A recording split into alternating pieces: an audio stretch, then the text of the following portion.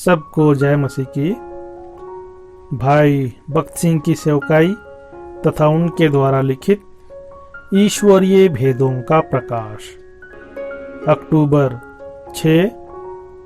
आज का वचन, यहोवा जो इस्राएल का पवित्र और उसका बनाने वाला है, वह यूं कहता है, क्या तुम आने वाली घटनाएं मुझसे पूछोगे? क्या मेरे पुत्रों और मेरे कामों के विषय में मुझे आज्ञा दोगे? यशायाह अध्याय 45 पद 11। हम परमेश्वर को आज्ञा कर सकते हैं। उदाहरण के रूप में परमेश्वर के प्रति अब्राहम के विश्वास की परीक्षा की गई थी।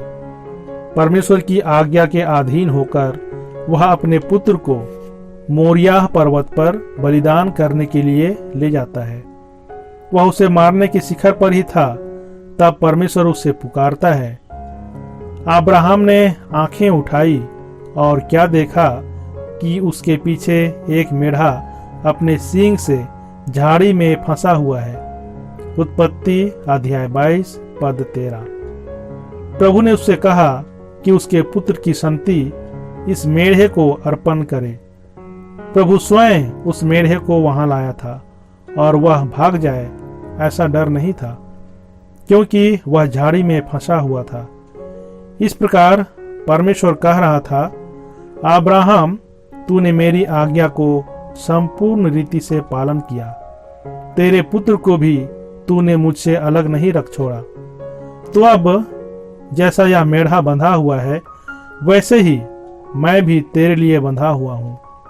तू मुझे आज्ञा दे और मैं तेरे अधीन होता हूं। आने वाली घटनाओं के विषय मुझसे पूछ। यह तो हमारा हक है। हम विश्वासी प्रभु को आज्ञा कर सकते हैं।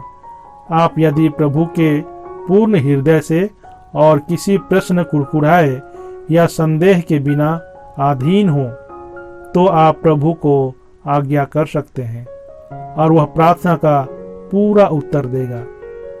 यूहन्ना रचित सुसमाचार अध्याय 14 पद 13 और 14 में प्रभु यीशु ने कहा, जो कुछ तुम मेरे नाम से मांगोगे तो मैं उससे करूंगा।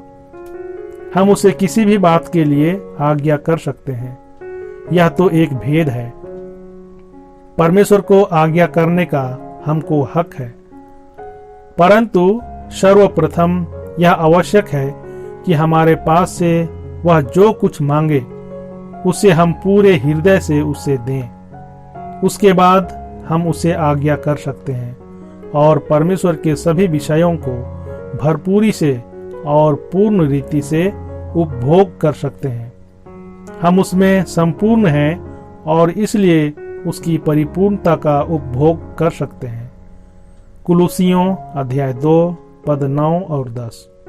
प्रभु आपके साथ रहे और आपको आशीष दे।